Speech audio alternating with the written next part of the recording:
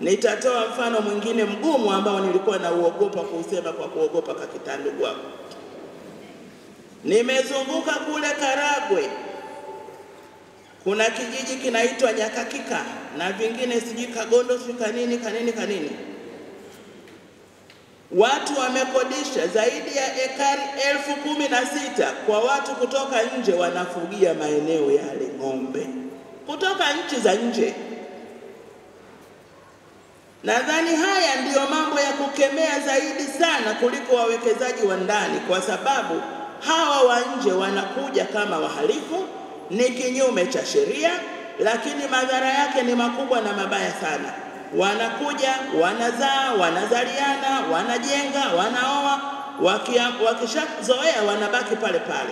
Wanaleta madhara mawili. Kwanza wanagombea uongozi, wanaanza na uwenyekiti wa kitongoji, kijiji, udiwani, ubunge, baadaye wanakuwa mawaziri, baadaye nani?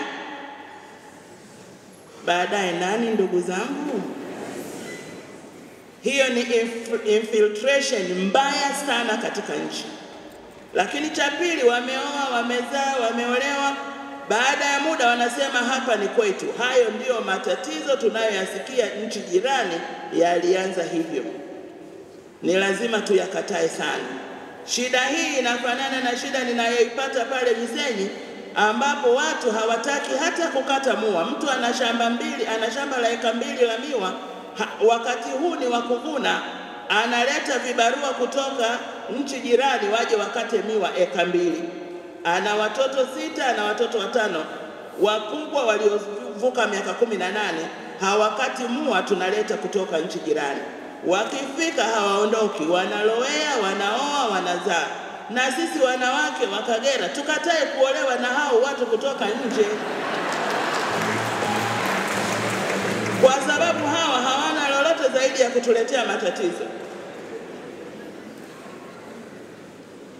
Wanakuja kimkakati kwa ajili ya kuja kutuhujumu. Baada ya muda watadai ardhi. Wanachokuja sio kufanya kazi.